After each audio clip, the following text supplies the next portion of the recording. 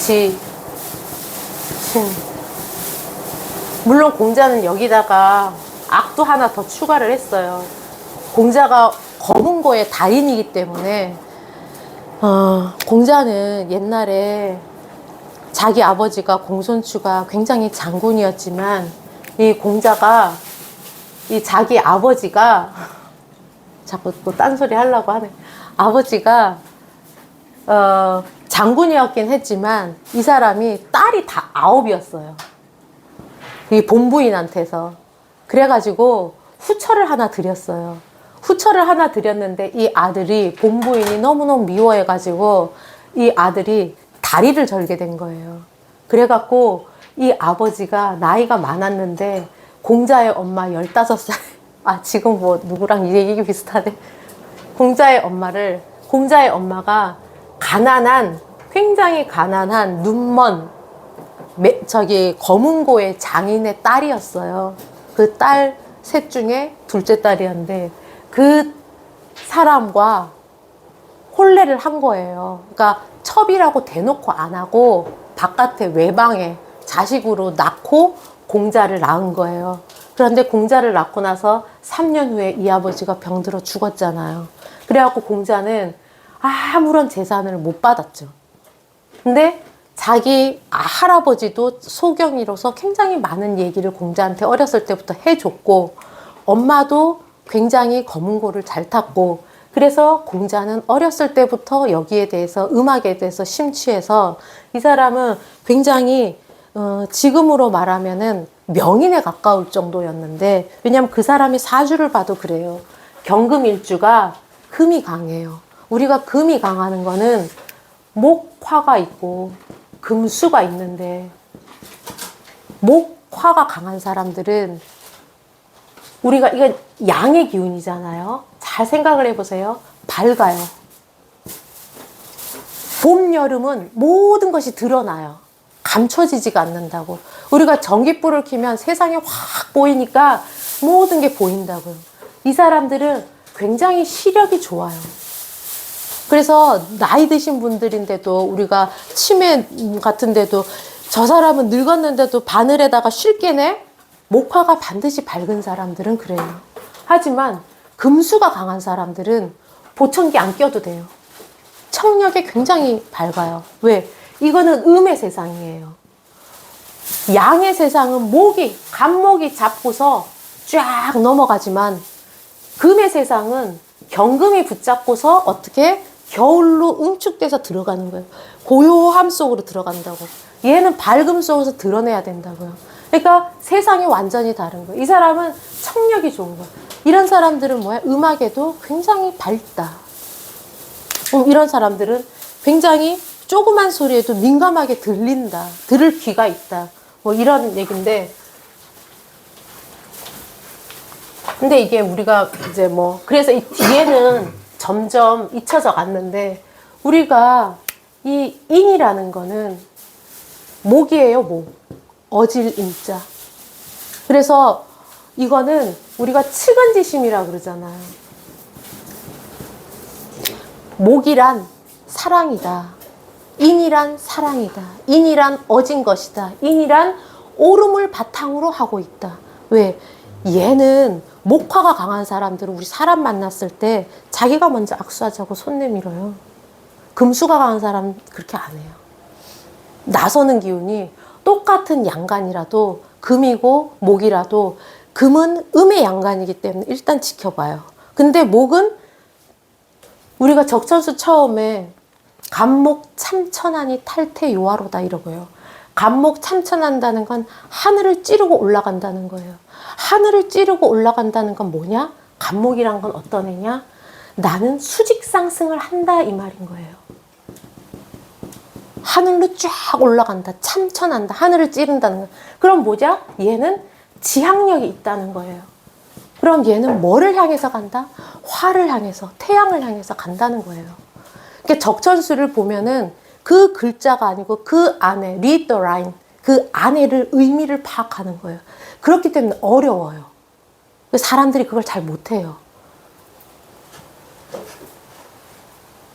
그리고 갑자기 무슨 얘는 탈퇴요하라고 그러잖아요. 화를 보면 변한다는 거예요. 탈바꿈을 한다는 거예요. 우리가 나무를 가만히 생각해 보세요. 봄에 있는 나무는, 1월에 태어난 나무는 잘 몰라. 얘가 어떤 애인지. 나무를 씨를 뿌렸을 때는, 해자축에 씨에 있을 때는 더 몰라.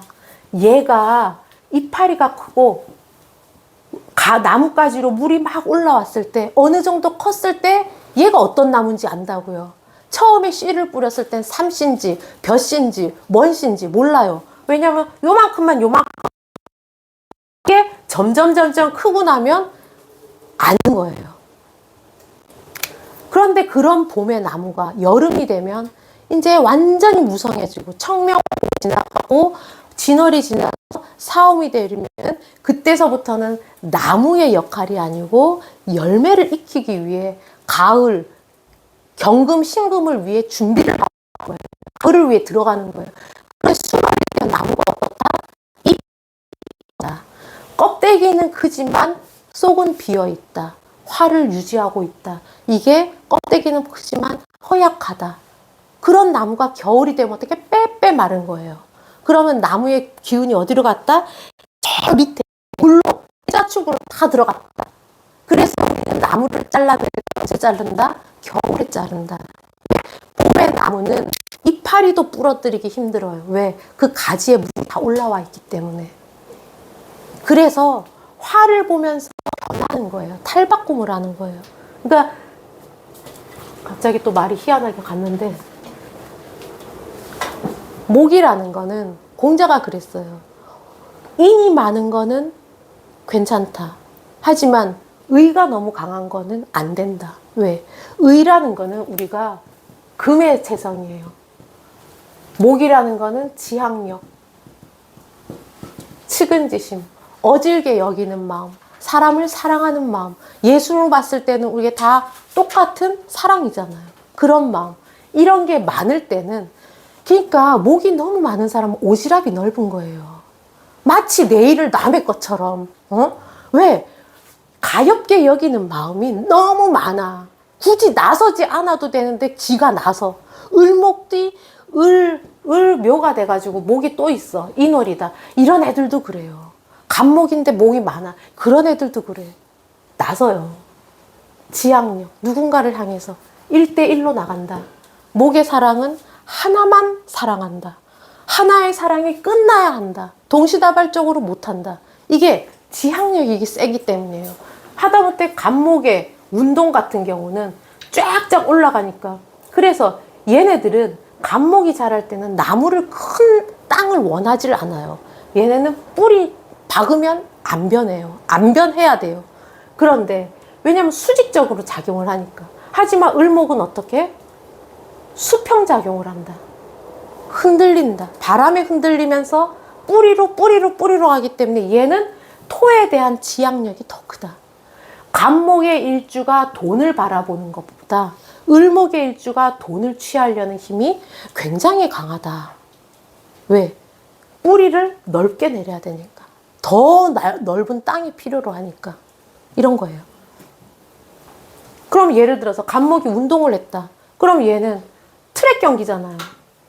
순간적인 폭발력, 회전하는 힘, 쫙 뻗어나가는 힘, 100m 달리기, 쫙 간목을 이기는 애가 아무도 없어요.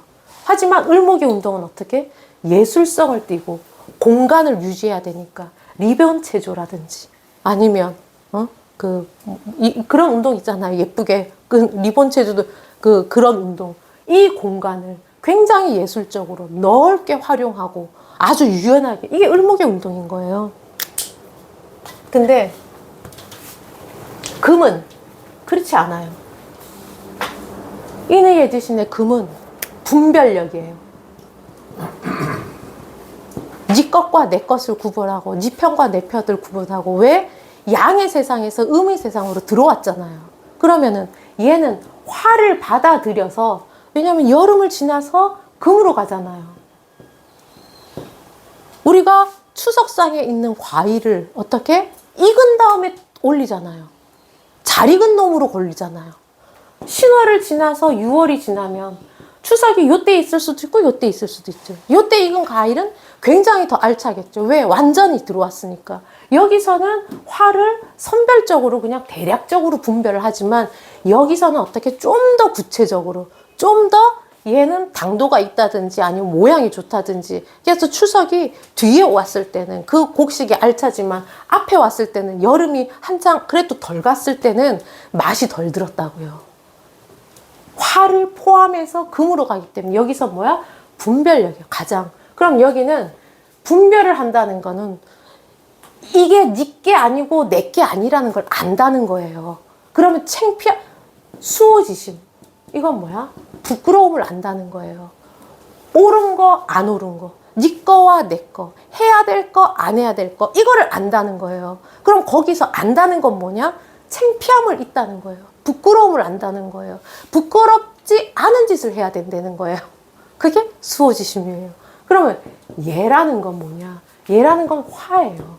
화라는 건 여름이면 밝으면 다 드러나요. 사주를 봤을 때 밝은 사람 있죠. 이 밝은 사람들은 거짓을 할 수가 없어. 드러내야 돼. 속을 보여야 돼. 이미 타고나기를 밝기 때문에, 그렇기 때문에 화라는 거는 예의가 있는 거예요. 왜? 밝기 때문에. 내가 숨기고 거꾸로 하고 하는 거를 할 수가 없는 거야. 타고나기를. 이걸 뭐야? 사양지심. 사양할 줄 아는 거. 형님 먼저 아우 먼저. 옛날에 농심 그거 할 때 이런 것처럼 사양지심인 거예요. 그럼 지라는 건 뭐냐? 이거는 지혜잖아요. 지혜라는 건 뭐예요? 생각을 해야 되는 거. 생각. 쉬어야지 생각을 할 수 있는 거. 그럼 이거는 수잖아요. 알지자가 지혜로 갈 때에는 뭐가 들어간다? 날일자가 들어간다. 시간이 지나야 아는 게 지혜로 넘어갈 수가 있다. 사주를 배워서 아는 게 지혜로 내가 뿌리가 내리려면 시간이 필요하다. 수. 이거는 십이지심이에요. 옳고 그름을 아는 거예요. 아, 이거 말 안 했네요. 화라는 건 어때요? 막 발산하는 거예요. 발산력. 확산력. 발산, 확산. 끝없이 나가는 거예요. 그래서 헤라클레이토스가 말하기를, 그리스 철학자 아리스토텔 이전에, 그 사람은 화라는 거는 단 한순간도 쉼이 없다. 끝없이 나아간다. 우리가 모닥불을 보면, 이렇게 가만 보면 일정한 형태가 없어요. 계속 일렁일렁 하다못해 이 필라멘트가 들어있는 이것도 보면 타닥타닥타닥타닥. 화라는 거는 끝없이 변한다. 신은 토잖아요. 이거는 신뢰지심이에요. 이건 뭐냐?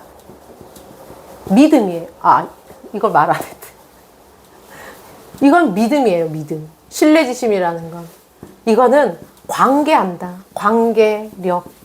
이거는 중재하는 힘. 중재하는 력, 중재력, 뭐 이런 거고. 이 십이지심은 수의 성격은 응축이에요. 모여드는 거예요. 물은 어디로 모여든다? 물의 생까지는 여기서 조금 더 있어요. 물은 어디로? 검룡소에서부터 시작해가지고 남한강, 북한강을 지나서 두물머리를 지나서 어디? 두물머리를 지나서 옛날에 이 미사리를 지나서 그 다음에 한강을 지나서 김포를 지나서 그 다음 서해를 지나서 태평양으로 물은 낮은 데로 흘러간다. 끝없이 모여든다. 추우면 응축하고, 이거는 흡수되고, 땅으로 흡수되고 나무로 흡수되고, 또 가변성. 동그란 데 담으면 동그래지고 네모난 데 담으면 네모내지고, 이런 성격들이 있고, 토라는 거는, 믿음이라는 거는 뭐냐면, 왜 우리가 부동산을 하는 사람들이 토를 많이 쓰잖아요. 부동산이라는 건, 토라는 거는 움직이지 않아요. 성격 자체가 가만히 있어요. 근데 그거를 움직이게 하는 건 뭐다? 나무를 심거나 아니면 뭐 행동을 끌어내는 금을 하거나 이래야 움직인다고요. 그러면 이 토라는 게 움직이지 않기 때문에 오히려 누구한테 토가 강할수록 고집도 세고 관계가 형성하는 게